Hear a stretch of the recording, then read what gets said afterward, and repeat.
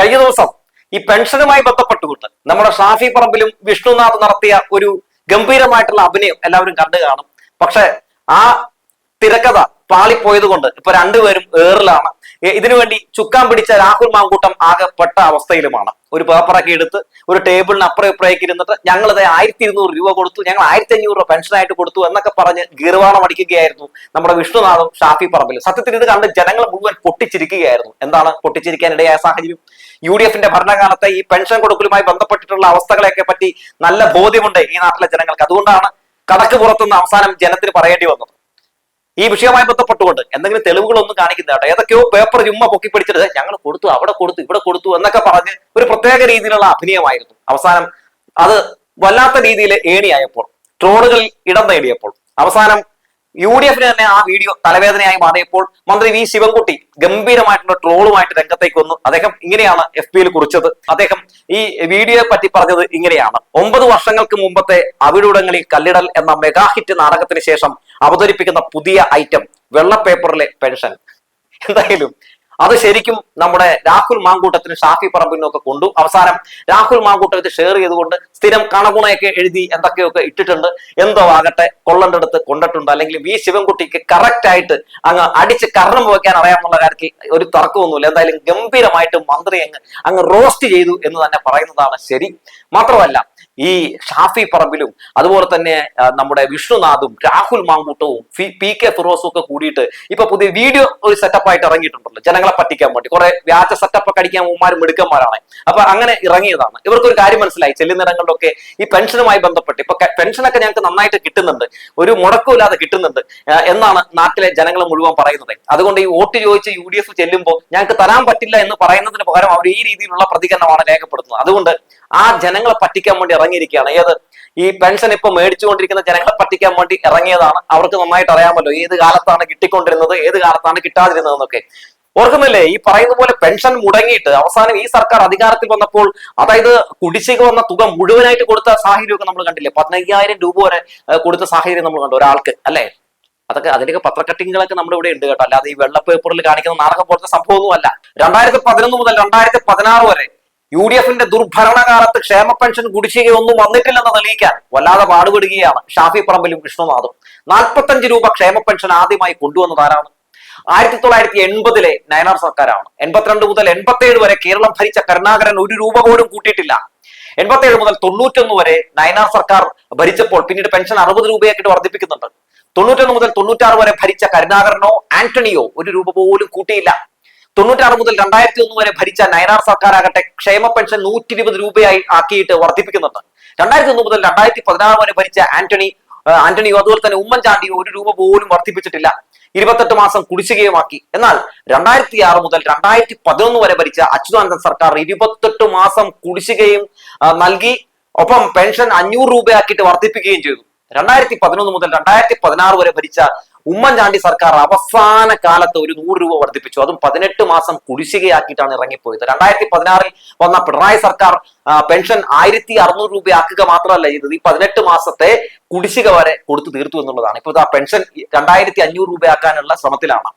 അതായത് LDF സർക്കാർ വന്നപ്പോഴൊക്കെ വലിയ രീതിയിൽ തന്നെ പെൻഷൻ വർദ്ധിപ്പിച്ചിട്ടുണ്ട് എന്നുള്ളത് ഒരു യാഥാർത്ഥ്യമാണ്. ഇതൊക്കെ തെളിവുകളുടെ അടിസ്ഥാനത്തിലാണ് നമ്മൾ സംസാരിക്കുന്നത്. അല്ലാതെ വിഷ്ണുനാഥും ഷാഫി പറമ്പിലും കാണിച്ചതുപോലെ അപ്പുറം എപ്പുറയും ഒരു കസേര ഇട്ടിരുന്ന് ഒരു പേപ്പറിൽ എന്തൊക്കെയോ എഴുതി കുത്തിക്കുറിച്ച് ഇരുന്ന് തള്ളുന്ന തള്ളല്ല. അതാണ് അതിന്റെ വസ്തുത എന്ന് പറയുന്നത്. നോക്കൂ, അവിടെ നിന്ന് എന്തൊക്കെയാണ് പറയുന്നത്? ഞങ്ങൾ 1200 രൂപ കൊടുത്തു, ഞങ്ങൾ 1500 കൊടുക്കാനിരുന്നതാണ്. എന്ത് തെളിവാണെന്നേ ഉള്ളത്? നിങ്ങൾ കൊടുത്തു എന്നുള്ളതിന് എന്താണ് തെളിവുള്ളത്? പക്ഷേ ഇവിടെ അത്തരത്തിൽ LDF സർക്കാർ കൊടുത്തു എന്നുള്ളതിന് തെളിവുണ്ടെന്നേ. 62 ലക്ഷം ആളുകളാണ് തെളിവ്. ഈ പെൻഷനെതിരെ രംഗത്ത് വന്നവരാരാണ്? ഈ പെൻഷൻ വാങ്ങുന്ന ആളെ അധിക്ഷേപിച്ചാരാണ്? ഈ പെൻഷൻ കൊടുക്കുന്നതിൽ വലിയ രീതിയിലുള്ള ബുദ്ധിമുട്ട് അനുഭവിച്ചപ്പോൾ കേന്ദ്രത്തിനോടൊപ്പം നിന്നവരാരാണ്? നിങ്ങളാണ്, UDF-കാരാണ് എന്ന് നമുക്ക് പറയാൻ പറ്റുമല്ലോ. വസ്തുതകൾ നമ്മുടെ മുമ്പിലുണ്ടല്ലോ. 62 ലക്ഷം ആളുകൾ പെൻഷൻ മേടിക്കുമ്പോൾ അത് കൈക്കൂലിയാണെന്ന് പറഞ്ഞ് KC വേണുഗോപാൽ അധിക്ഷേപിച്ച കാഴ്ചയൊക്കെ നമ്മൾ കണ്ടതാണ്, അല്ലെ? അതും ഈ തെരഞ്ഞെടുപ്പിന്റെ സമയത്താണ് അത്തരത്തിലൊരു പ്രതികരണം, അത്തരത്തിലൊരു പ്രസ്താവന, ഒരു പരാമർശം KC വേണുഗോപാൽ നടത്തുന്നത്. മാത്രമല്ലല്ലോ, 62 ലക്ഷം ആളുകൾ ഇതങ്ങനെ പെൻഷൻ മേടിക്കുകയാണ്. അങ്ങനെ പെൻഷൻ മേടിക്കുന്ന സാഹചര്യത്തിൽ എന്താണ് ഇവിടെ ഉണ്ടായത്? കേന്ദ്രം സ്വാഭാവികമായും നമ്മളെ വലിയ പ്രതിസന്ധിയിൽ, സാമ്പത്തിക പ്രതിസന്ധിയിൽപ്പെടുത്തിയപ്പോൾ ചില മാസങ്ങളിലൊക്കെ കുടിശ്ശിക വരുന്ന സാഹചര്യം ഉണ്ടായി. ആ കുടിശ്ശിക വരുന്ന സാഹചര്യം ഉണ്ടായപ്പോൾ UDF അങ്ങ് ഉറപ്പിച്ചു ഇനി അങ്ങ് കൊടുക്കാൻ പറ്റില്ല എന്നോ. എന്നിട്ട് എന്ത് ചെയ്തു? ഒരു ചട്ടിയും മറിയെ ഇങ്ങനെ രംഗത്തേക്ക് ഇറക്കി. ഒരു ചട്ടിയും കൊടുത്ത് മറിയക്കുട്ടി ചേട്ടത്തിനെ ഇറക്കി വിട്ടു. പിന്നീട് മാധ്യമങ്ങളെ അതിന്റെ പുറകെ ഇറക്കി വിട്ടു. പിന്നെ കിടന്ന് ഇവിടെ കുറെ പെൻഷൻകാരെ ഇളക്കാൻ വേണ്ടി ഒരു ശ്രമം നടത്തി. പക്ഷേ 62 ലക്ഷം ആളുകളിൽ ഈ മറിയക്കുട്ടി ചേട്ടത്തിയുടെ ഒപ്പം ഏതെങ്കിലും ഒരു പെൻഷൻ മേടിക്കുന്ന ആരെങ്കിലും പോയി നമ്മൾ കണ്ടോ? ഇല്ല. എന്തുകൊണ്ടാണ്?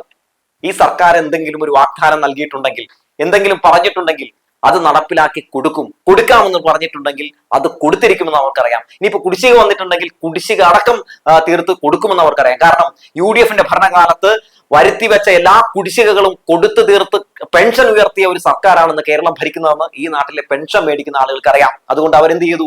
അവർക്ക് മനസ്സിലായി കേന്ദ്രം വലിയ രീതിയിൽ തന്നെ സാമ്പത്തികമായിട്ട് സംസ്ഥാന സർക്കാരിനെ ഇങ്ങനെ വരിഞ്ഞു മുറുകുകയാണ്.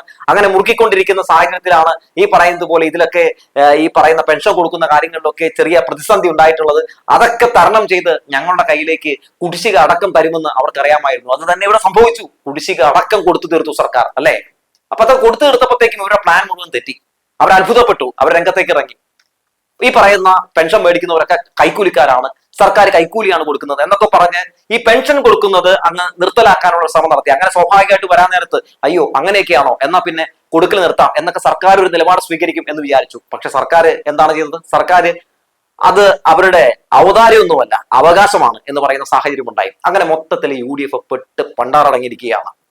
മാത്രമല്ല, ഈ മറിയക്കുട്ടി ചേട്ടത്തി അവസാനമായിട്ട് പറഞ്ഞൊരു ഡയലോഗ് നമ്മുടെ മുമ്പിലുണ്ടല്ലോ, എന്നെ ഓരോ സ്ഥലത്തും കൊണ്ടുപോയി ഇങ്ങനെ പ്രസംഗിപ്പിക്കുകയായിരുന്നു എന്നാണ് പറഞ്ഞത്. എന്തിനാണ് ഇങ്ങനെ പ്രസംഗിപ്പിക്കാൻ വേണ്ടി ഈ പറയുന്ന മറിയക്കുട്ടി ചേട്ടത്തിനെ കൊണ്ട് ഇങ്ങനെ നടന്നത്?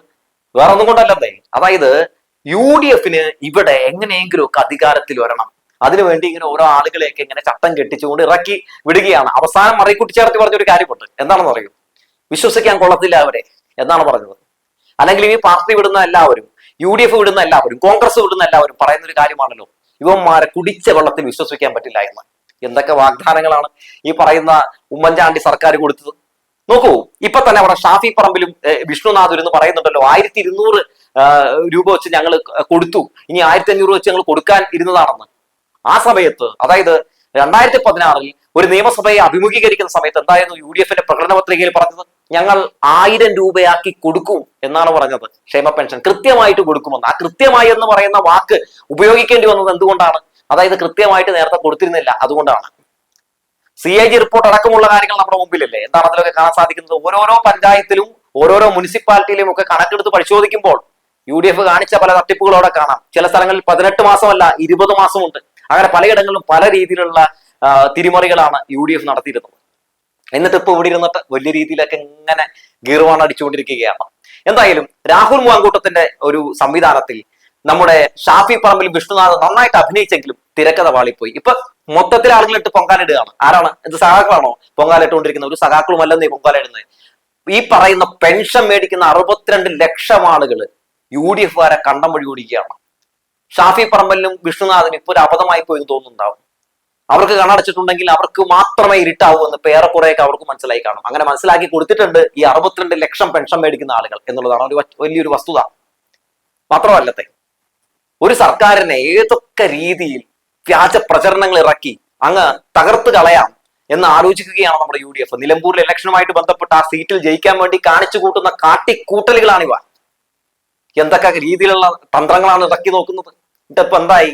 വല്ലവരും പോണവരൊക്കെ ഇപ്പൊ ചീത്ത വിളിക്കുകയാണ്, ട്രോളുകയാണ്, എന്നിട്ട് ഒരു നാണമില്ല. എന്തായാലും ഈ വിഷയവുമായി ബന്ധപ്പെട്ടുകൊണ്ട്, ഈ പെൻഷനുമായി ബന്ധപ്പെട്ടുകൊണ്ട് നടത്തിയിരിക്കുന്ന എല്ലാ തന്ത്രങ്ങളും പൊളിഞ്ഞിറങ്ങിയതോടുകൂടി തന്നെ നമ്മുടെ നിലമ്പൂരിൽ നിന്ന് ഷാഫി പറമ്പിലും വിഷ്ണുനാഥും രാഹുൽ മാങ്കൂട്ടും PK ഫിറോസും ഒക്കെ ഇപ്പോ ഏറെക്കുറെ മാളത്തിൽ കയറി ഒളിച്ചിരിക്കുന്ന ഒരു അവസ്ഥയിലാണ്. ഇനിയിപ്പോ ഉടനെ ഒന്നും പുറത്തു വരാൻ ഒരു സാധ്യതയുമില്ല എന്നുള്ളതാണ് ഒരു വസ്തുത. എന്തായാലും ശിവൻകുട്ടി കൊടുത്തിരിക്കുന്ന ഈ മറുപടി അതൊരു 1.5 മറുപടിയാണെന്ന് പറയാതെ വയ്യ.